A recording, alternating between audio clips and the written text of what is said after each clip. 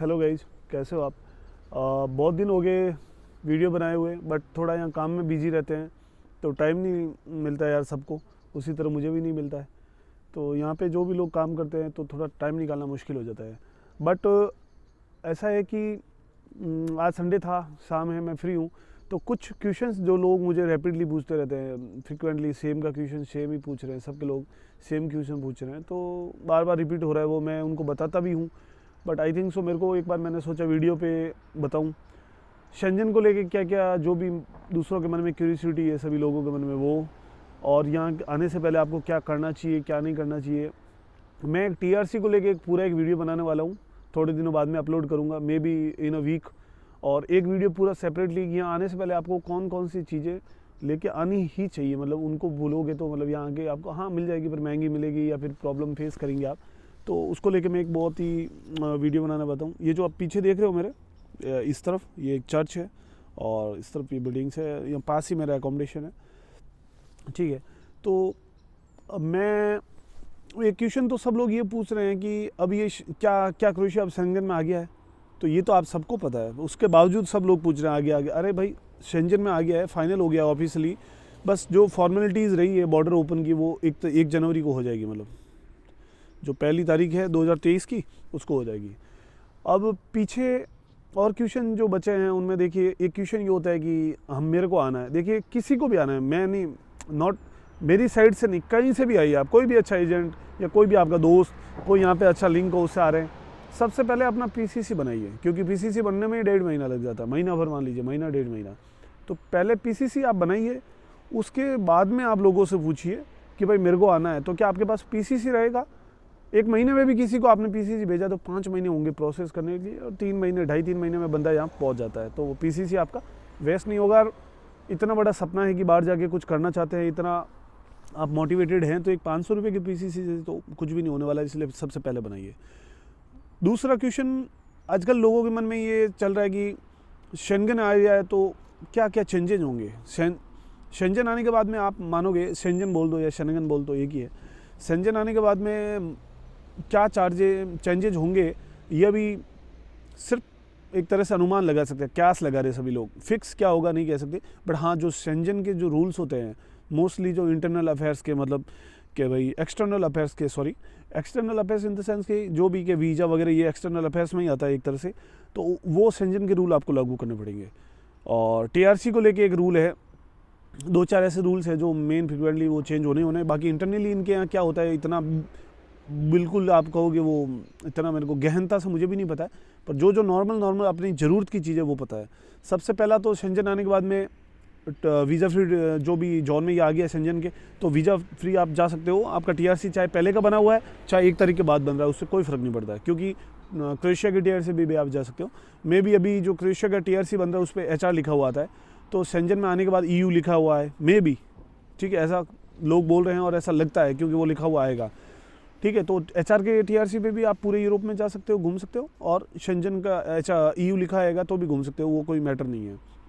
दूसरा, शेंजन आने के बाद में देखिए कि एक तो जो क्रोएशिया का टीआरसी अभी एम्प्लॉय बेस्ड है। एम्प्लॉय बेस्ड मतलब कि आप यहाँ पे हो, आप यहाँ पे जॉब कर रहे हो, अगर आपने जॉब छोड़ दी तो एम्प्लॉयर आपका वर्क परमिट कैंसिल करेगा, उस बेस पे आपकी टीआरसी कैंसिल होगी, फिर नया जो एम्प्लॉयर आपने ढूंढा है वो आपको फिर से वर्क परमिट देगा, फिर से आपकी टीआरसी अप्लाई होगी, आप टीआरसी लोगे।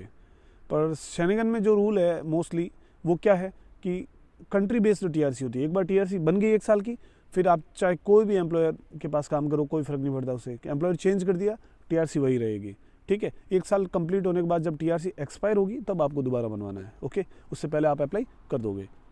एक तो ये यहाँ पे रूल चेंज होगा मेरे को जहाँ तक लगता है। दूसरा कि अब यहाँ पे जो वीज़ा है शेंजन में मोस्टली इंटरव्यू बेस्ड वीज़ा है, तो फिक्स नहीं है, बट मान लीजिए साल भर के अंदर 2023 ख़त्म होते होते मे बी यहाँ पे भी वो लागू हो जाएगा।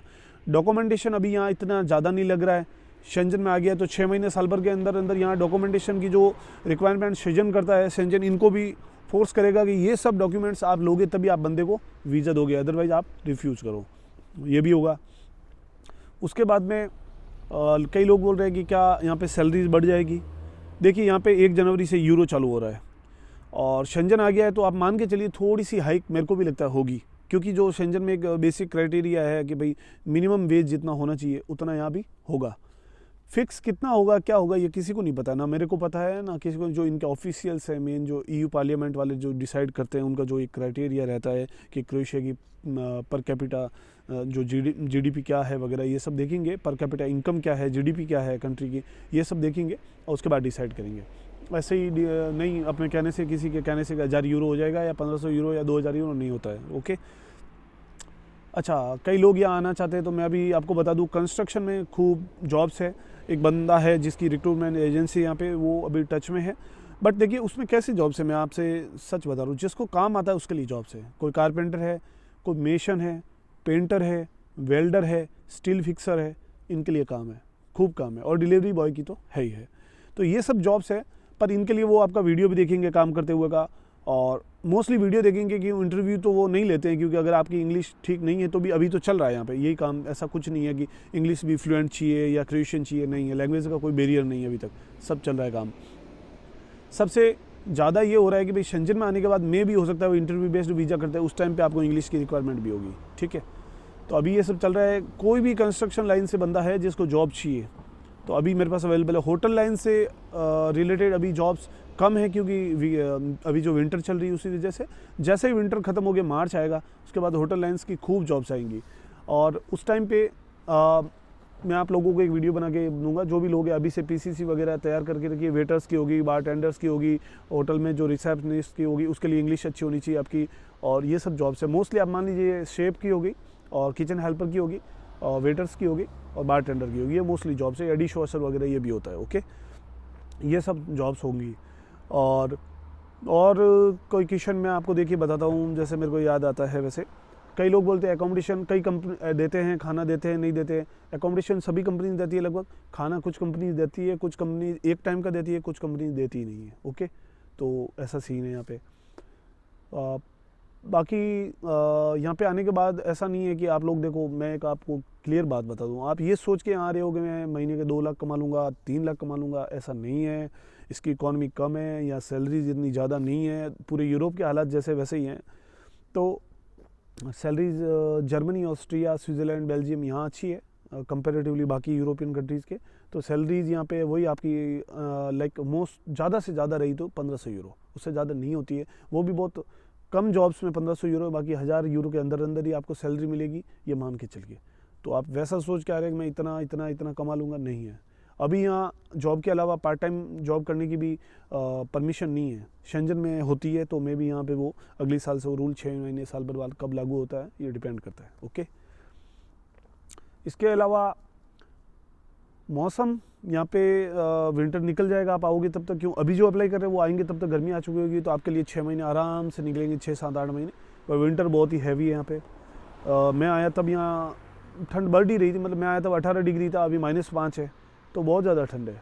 फील तो होती है अभी तो, फिर भी आज मौसम ठीक है, बैठे हैं बाहर, देखिए इतना पहना हुआ नहीं, वरना कैप वैप ये ग्लव्स वगैरह सब लेना पड़ता है। ओके, और उसके अलावा आप कई लोग पूछते हैं कि कितना टाइम लग जाता है, वर्क परमिट में कितना टाइम लग जाता है, कॉन्टैक्ट लेटर में क्या होता है, ये वो।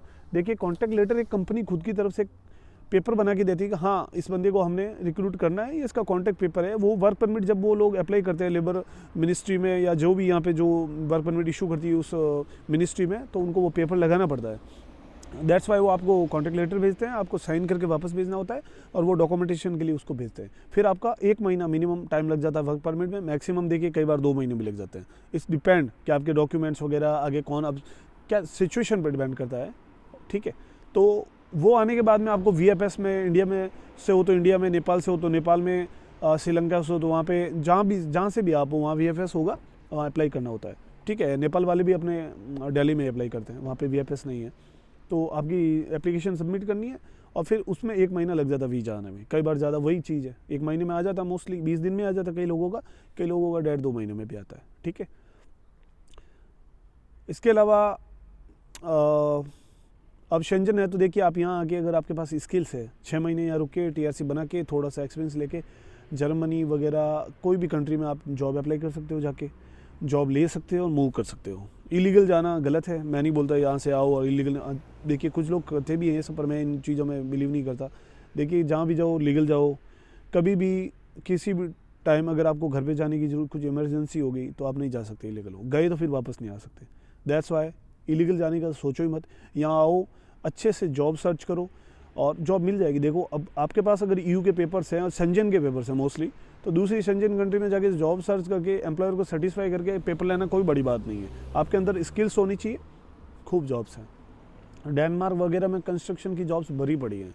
आप अगर क्रोएशिया का 1 साल का या 6 महीने का एक्सपीरियंस बताओगे, डेनमार्क, स्वीडन या फिर इटली, फ्रांस वगैरह, तो you can easily get the job there. Okay, आपको आराम से वहाँ जॉब मिल जाएगी, आप मूव कर सकते हो, कोई बड़ी बात नहीं है। अब शेंजन आ गया इसलिए ये बहुत ईजी हो गया। ओके, तो जिन किन्हीं भाइयों को कोई भी और भी डाउट हो वो मेरे को क्वेश्चन कर सकते हैं, मैं नेक्स्ट वीडियो में उनका आंसर दूंगा। और थोड़ा टाइम कम मिल पा रहा है तो मैं वीडियोज़ नहीं बना पा रहा हूँ, और प्लीज़ थोड़ा सा सपोर्ट करिए वीडियो को। थोड़ा आपको जो भी क्वेश्चन है मेरे को करिए। जिन किन्हीं भाइयों को आना है, मेरा इंस्टाग्राम ID मेरे इस वीडियो के डिस्क्रिप्शन में भी मैं डाल दूंगा, और मेरी जो चैनल डिस्क्रिप्शन है उसमें है ऑलरेडी, तो आप वहाँ जाके मेरे को DM कर सकते हैं। और आप PCC है रेडी तो मैं मेरा व्हाट्सअप नंबर भी दे दूंगा, कोई प्रॉब्लम नहीं है, व्हाट्सअप पे भी कॉल कर सकते हो, इट्स ओके। ठीक है, तो कंस्ट्रक्शन में जॉब्स हैं अभी, डिलीवरी की जॉब्स हैं अभी, और भी कोई जॉब्स होगी तो मैं आपको अपडेट देता रहूँगा। कोई ज़रूरी नहीं है आप मेरे थ्रू, किसी के भी थ्रू जो आपसे मतलब एक मिनिमल रेट में आपका काम करवा रहा है कम रुपए में, और आपको लगता है कि नहीं बंदा सही है, उससे काम करवाइए, कोई प्रॉब्लम नहीं है, आइए। क्योंकि साल भर बाद यहाँ आना थोड़ा सा, आप मान लीजिए अभी अगर ईजी है, रिफ्यूज़ल रेट ओनली 1% है, तो वो सीधा 50-60% होने वाला रिफ्यूज़ल रेट, ये मान के चलिए 1 साल बाद, क्योंकि रूल्स अभी चेंज नहीं हुए हैं, साल भर होते होते लग जाएगा इनको। ठीक है भाइयों, तो इसी के साथ और कुछ क्वेश्चंस हो तो आप मेरे को मैसेज करिए, मैं नेक्स्ट वीडियो में उनका भी आंसर दूंगा। और आई होप कि कुछ अच्छे वीडियोस बना पाऊँ। देखिए टाइम नहीं मिल पाता, इसलिए सॉरी, रेगुलर अपडेट नहीं दे पा रहा हूँ, वीडियो नहीं डाल पा रहा हूँ, बट नेक्स्ट वीडियोज़ में रेगुलर डालूँगा। ठीक है, और चलिए मिलते हैं नेक्स्ट वीडियो में। थोड़ा सा लाइक, सब्सक्राइब और शेयर कीजिएगा। Thank you.